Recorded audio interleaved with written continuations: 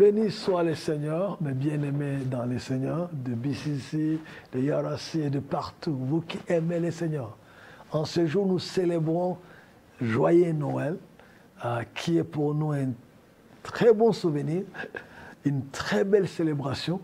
Parfois, les gens discutent, est-ce qu'il faut célébrer Noël ou ne pas le célébrer? Est-ce que c'est la date la meilleure? Ce n'est pas mon problème. Mon problème, c'est qu'un jour, les dieux grands créateurs, les dieux, dans toute sa plénitude, a porté la chair humaine, afin d'avoir un corps et du sang, en offrir en sacrifice.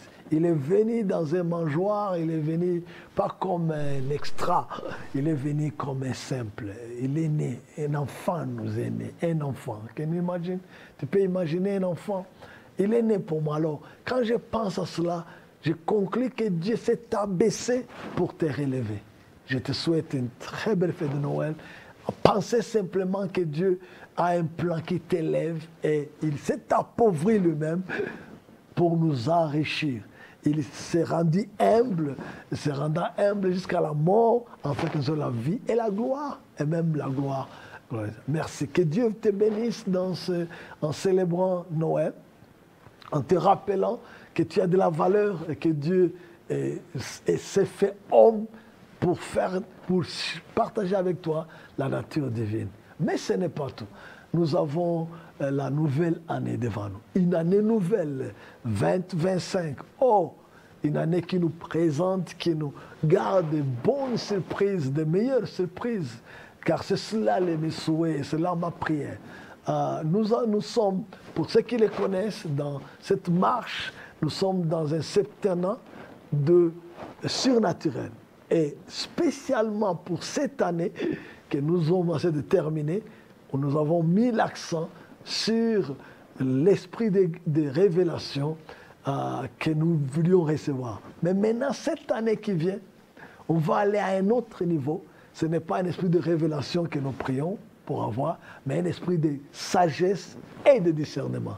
Ailleurs, on utilise le mot discerner entre les esprits, ou alors un don.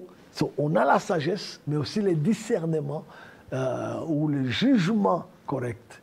La sagesse est très, très capitale. Vous en avez besoin pour être un bon époux, pour être un bon serviteur de Dieu, pour être. La sagesse est très capitale. Et d'ailleurs, vous vous souvenez que Salomon, quand il est devenu roi, il a prié, Seigneur, donnez-moi de la sagesse pour conduire ton peuple. Et Dieu a dit, cette requête, cette demande me touche. Ça me satisfait, tu aurais pu demander des richesses et de pouvoir voir tes ennemis morts, mais tu as demandé de la sagesse. Et parce que tu m'en as demandé, je te donne en surplus autre chose que tu n'as pas demandé.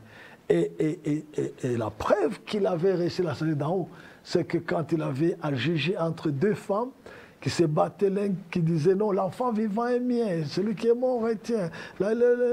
C'était ça. Et puis simplement, par une révélation, par la sagesse divine, il a dit, amenez une machette, amenez, on va couper l'enfant en deux. Alors, quand on a voulu couper l'enfant en deux, of course, bien sûr, la mère de l'enfant, la véritable mère de l'enfant s'est interposée pour dire, non, roi, je t'en supplie, ne le coupe pas en deux. Laisse l'enfant à cette femme. Et pourtant, elle n'était pas la mère. Et l'autre a dit, non, coupez-les en deux morceaux comme ça, et tous nous les manqueront.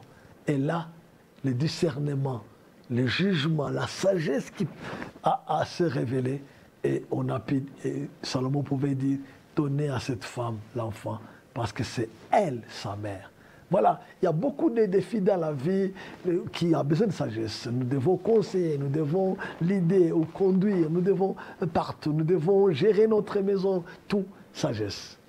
Cette année, que les dieux des cieux t'accordent une sagesse surnaturelle, en sorte que tu aies réponse à tous les défis de la vie par la sagesse divine. Parce qu'il existe aussi une sagesse du monde qui est diabolique, qui est envieuse.